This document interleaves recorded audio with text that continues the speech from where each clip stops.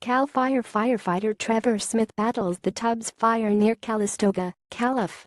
On Thursday, wildfires in Northern California have killed dozens of people and destroyed thousands of homes and businesses.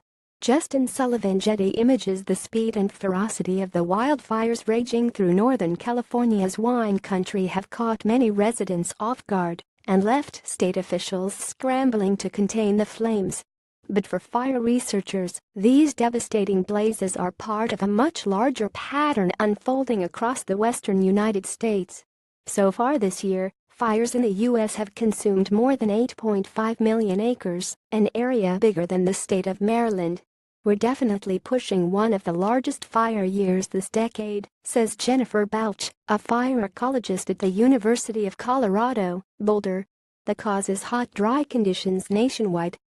Heat records have been broken this year in California, Oregon, and Montana. Globally, 2017 is among the hottest years on record, thanks in part to human-induced climate change.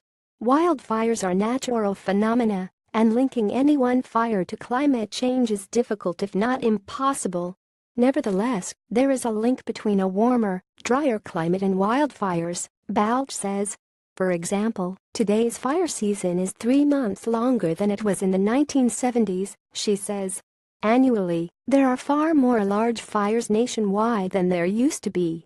It doesn't take a rocket scientist to figure out that forests burn when it's warm and dry, and we've seen more of those years recently, says John Abatzoglu of the University of Idaho.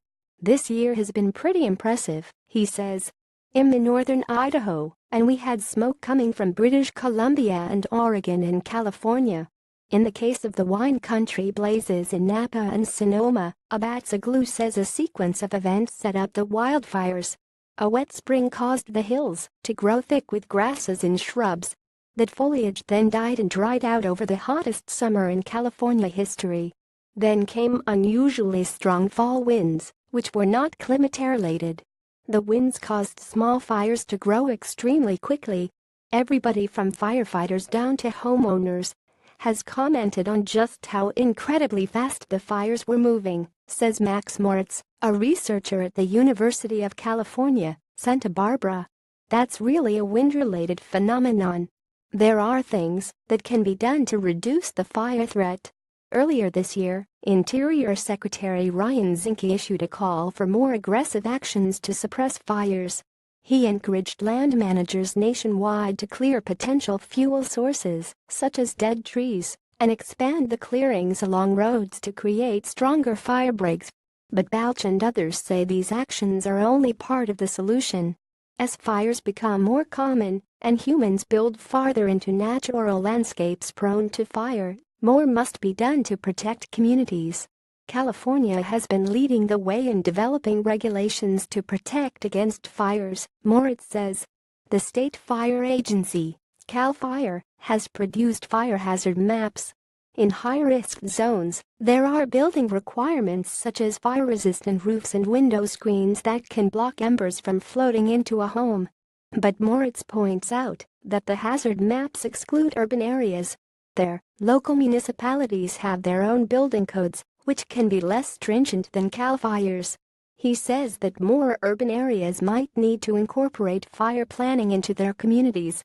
That could mean building homes differently or improving evacuation and shelter options for residents. Almost annually, we're seeing large numbers of homes being lost in big fire events, Moritz says.